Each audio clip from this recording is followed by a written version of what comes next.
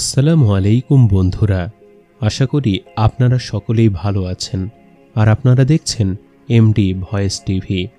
বন্ধুরা, আজকের এই ভিডিওতে আমরা বলবো যে শবে বরাতের রাতে কি মৃত্যু ব্যক্তির রূহ তাদের আত্মীয়দেরকে দেখা করতে আসে এবং এই রাতে কবরের মধ্যে কি ঘটে সেই সম্পর্কে একটি বিস্ময়কর ঘটনা, যা শুনে আপনার মন ছুঁয়ে যাবে ইনশাআল্লাহ। তাই ভিডিওটি একবারে শেষ পর্যন্ত দেখবেন।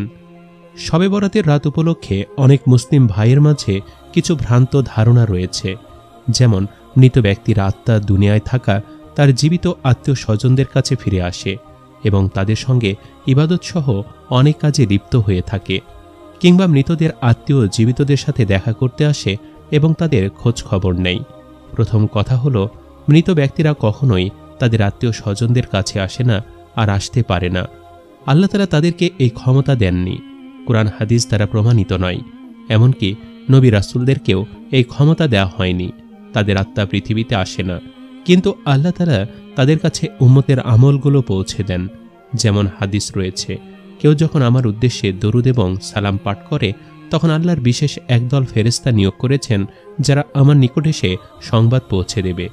বলা হবে যে অমুক অমুক স্থানে আপনার জন্য দরুদ এবং সালাম পাঠ করেছেন। আর যখন কেউ আমার নিকটে এসে সালাম দেবে, তখন আল্লাহ আমার রূহ ফিরিয়ে দেন যাতে আমি তার উত্তর দিতে পারি। সুনানে আবু দাউদ কবর জিয়ারত অধ্যায় হাদিস নাম্বার 2041। হযরত আবু দারদা রাদিয়াল্লাহু তাআলা আনহু থেকে বর্ণিত, রাসূল সাল্লাল্লাহু আলাইহি সাল্লাম ইরশাদ করেছেন, তোমরা জুমার দিন বেশি বেশি করে দরুদ পড়ো, নিশ্চয়ই ফেরেশতারা এর উপর সাক্ষী থাকে। আর যখন কেউ আমার উপর দরুদ পড়ে, তখনই তা আমার নিকট পেশ করা হয়। আবু দারদা রাদিয়াল্লাহু তাআলা আনহু বলেন, আমি জিজ্ঞাসা করলাম, ইন্তেকালের পরেও কি তা পেশ করা হবে? উত্তরে তিনি বললেন, হ্যাঁ, কেননা আল্লাহ তাআলা জমিনের জন্য নবীদের দেহ ভক্ষণ করা হারাম করে দিয়েছেন। বাইহাকি হাদিস নাম্বার 459, আল মুজামুল আরশাদ হাদিস নাম্বার 4780। উক্ত হাদিস দ্বারা স্পষ্ট যে দুনিয়াতে কারো রূহ বা আত্মা ফিরে আসে না। তবে দিনের জন্য যারা শহীদ হয়েছেন তাদের বিষয়টি অনেকটা ভিন্ন। তারা জীবিত মানুষের ন্যায় আল্লাহর পক্ষ থেকে রিজিক প্রাপ্ত হন, তবে তা আমাদের মতো নয়। হাদিসে রয়েছে, নবীজি সাল্লাল্লাহু আলাইহি ওয়াসাল্লাম বলেছেন, শহীদগণের রূহ সবুজ রঙের পাখির পেটের ভেতর বিশেষ সম্মানিত অবয়বে অনন্য জীবন লাভ করে, আর তাদের জন্য আরশে প্রদীপ সমূহ লটকানো হয়। তারা জান্নাতে যেখানে খুশি সেখানে বিচরণ করে। সহিহ মুসলিম হাদিস নম্বর 1887। তাদের আত্মাও দুনিয়ায় আসে কিনা এই ব্যাপারে কোনো প্রমাণ নেই। সাধারণত মিলিত হতে থাকে ইমানদারদের রূহ থাকে ইল্লিনে।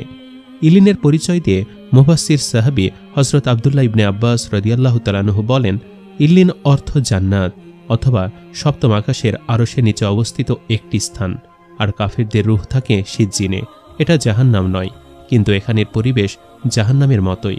কবরের আযাব বলতে যা বোঝায় তাই এই সিজ্জিনে হবে। এই দুই জগতের অবস্থান সম্পর্কে আল্লাহ তাআলাই ভালো জানেন। তবে যে কোনো সময় মৃত ব্যক্তির জন্য মাগফিরাতে দোয়া করলে সঙ্গে সঙ্গে তা মৃতের কাছে পৌঁছে দেওয়া হয়। নফল নেক কাজের সওয়াবও পৌঁছে দেওয়া হয়।